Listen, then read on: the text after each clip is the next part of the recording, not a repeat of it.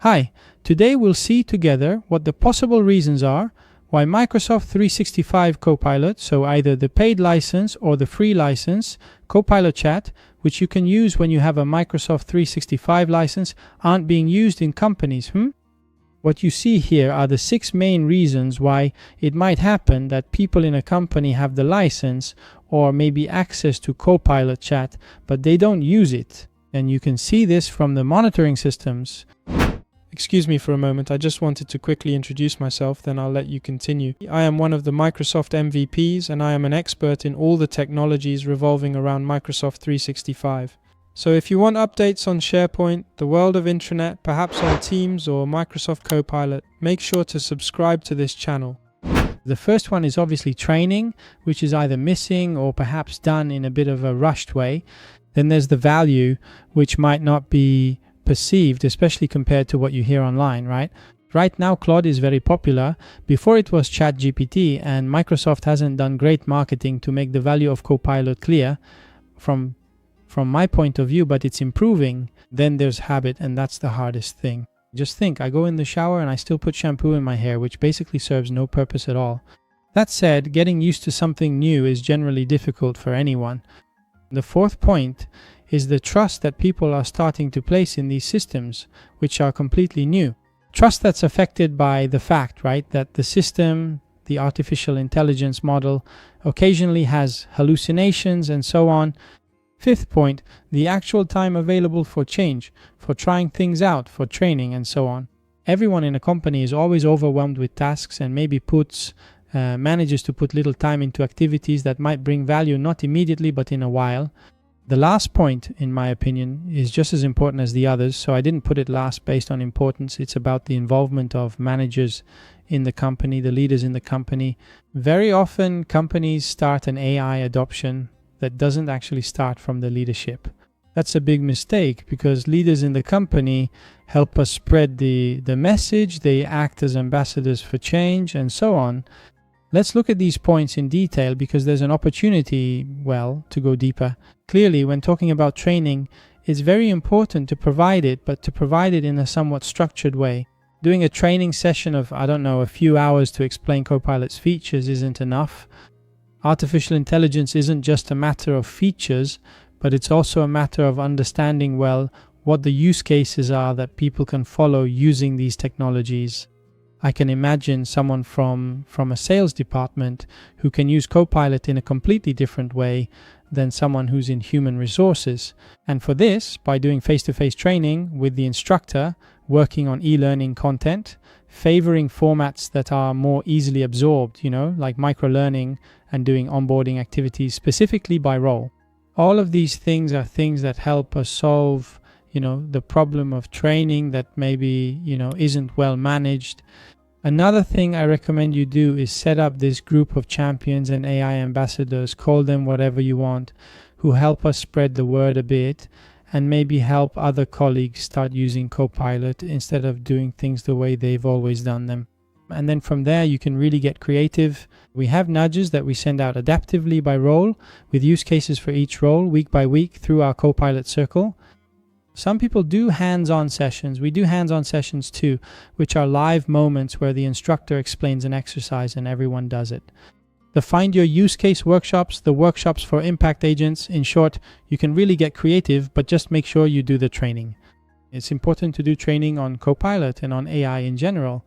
On the other hand, you also have to remember that these tools, generative AI and all the tools Microsoft is building on top of it, are moving at the speed of light. And there's a very high pace of change, and you need to give your colleagues a hand to help them keep up. With Copilot Circle, that's exactly what we do.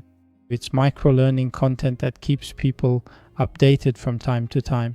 As for the unperceived value, I have to say this is a point, especially in Italy, that we've fought a lot over in the last 2 years. We've always had to, let's say, deal with the question, the challenge that so many people in various companies have put to us saying, okay, but I can do this thing AI does by myself. Why should I use AI? That was kind of the main theme here. Clearly, in this situation, you really need to go and talk to your colleagues, taking a moment to help them understand exactly what the improvement is, so they can see what value AI and Copilot can actually bring to their daily lives. And this is done precisely with real cases, with workshops, to explain how you can do something with Copilot instead of doing it with Microsoft 365 tools, as people have always done. Okay? It's very important to try to avoid asking people how they think Copilot can help their day because they don't know, but rather have them explain exactly how they work with emails, online meetings, and the content they work with in the digital workplace, so documents, presentations, and so on, and then go on to explain case by case how Copilot can provide benefits in terms of time saved, higher quality results, maybe even money saved. Because if maybe before I did something by calling a supplier, now maybe with Copilot I don't call them anymore, and so on. In this way, it's possible to try to make people understand the value that Copilot can bring. I'll bring up the example of nudges. Nudges manage to provide this value, this information gradually over time, also to let people digest it in the right way, who besides adopting Copilot also have to do their daily work activities. So these are some important points regarding the way in which you can make people understand the value that Copilot can bring to the company. As for trust, however, there's also a lot of evangelization to be done here. Why? Because everyone is afraid of the privacy part. Everyone is afraid of corporate data security, especially some departments in the company. Everyone is also afraid that what I tell the AI, the data I exchange with the AI, the things I ask it and so on, could end up in the hands of the IT administrator of Copilot, right? So the company's IT here, as I was saying, do a lot of evangelization to say that Copilot guarantees the privacy of all conversations. Even for an administrator, it's not possible to see the prompts you send to Copilot. All the data you send to Copilot is covered by corporate security, so it stays within the security perimeter of Microsoft 365 in your tenant, so in your subscription, and it's absolutely not used to retrain the models. This is very important to increase trust from a privacy and compliance standpoint. On the other hand, when talking about trust in AI, very often people have had the doubt that the AI would give us the right result and that it wouldn't present results with hallucinations, right? These famous errors that AI can make because it reads one thing and gives you an answer that isn't what you were looking for, and maybe even makes something up, okay? On this point, I must say that Microsoft and in general all models have truly made giant strides, and it's much more likely that in Copilot there's a wrong answer because of the type of content you have that might be wrong, rather than the AI model having a problem, because Copilot is based on corporate data. And so consequently, if there are documents, for example, in your digital workplace where one document says one thing, another document says the exact opposite, I challenge any AI, let's say, it can make a mistake, even let's say the human brain, right? If someone reads these two things, well, they could make a mistake, right? So here too, try to use workshops, training sessions, one-on-one moments, and so on to show with examples that Copilot's hallucination rate is actually very low. Above all, try to emphasize being very specific in the questions you ask Copilot to get the best possible result, the most specific result for your needs. Okay? How do we respond then to the complaint? No, I have too much to do. I don't have time to keep up with AI too, so I won't come to the training, or I won't keep testing prompts to find the best result. And here too, we have to try to make them understand the value, right? And especially try to choose the right training model. If I block people for, 2 hours a day, 3 times a week, well, it starts to get heavy, doesn't it? And here, as I said, get creative. Nudges work great, like we do with Copilot Circle, or challenges to see one prompt a day, or communities of practice so that people can have small wins, little examples in their daily lives of how Copilot can save them even just 20 minutes of work. And that's how people move from the I don't have time to learn mood to testing and retesting, swapping prompts, sharing initiatives with colleagues, and so on. As for managers, it's very important for the manager to lead by example, because it's clear that people have their own work and their own goals. If the manager doesn't lead by example and doesn't encourage people within their department to seek more efficiency using generative AI, using Copilot Premium or Copilot Chat, it clearly becomes, the classic company mandated training or something organized by HR that I can choose to attend or not. If, on the other hand, we have managers who act as champions themselves for using Copilot, becoming ambassadors for change, maybe by sharing their own experiences with their colleagues, the result is clearly completely different, right? You can well imagine it. Let me give you an example of how you can, let's say, set up a really simple action plan to start an adoption that is structured and well executed for Copilot Chat or Copilot Premium. So for the first 2 weeks, analyze the situation a bit. Try to find the people who will act as champions or pilots. Work with them to map out use cases after giving them a basic overview of the tool, of course. Try to map out the use cases they can implement with Copilot, perhaps addressing a need they have in their daily routine. And from the use case, have them think immediately about the KPI, the result they need to achieve. So I'll give you an example. The use case is I have to prepare and manage maybe a meeting before, during, after. Our KPI is the time I usually spent to prepare, to write the minutes and prepare the follow-up activities and all the follow-up material. A very classic example that clearly shows the return on investment Copilot can provide, because if before all these activities took people 40 minutes or an hour of their time, now with Copilot they take much less. So work by use case and by KPI, very important. Weeks 3 and 4 help people, so we increase the pool of people a bit with a more guided pilot. So we share maybe prompts per day, we include managers in the flow so that at least people are encouraged, right, to use the tool, and we start precisely with wider micro sessions, maybe webinars, right, of training to explain both the features of Copilot, Premium in this case, in its various experiences, as well as all the use cases that there can be for one's personal productivity. And in this case, I advise you to stay in those use cases that work a bit for everyone, okay?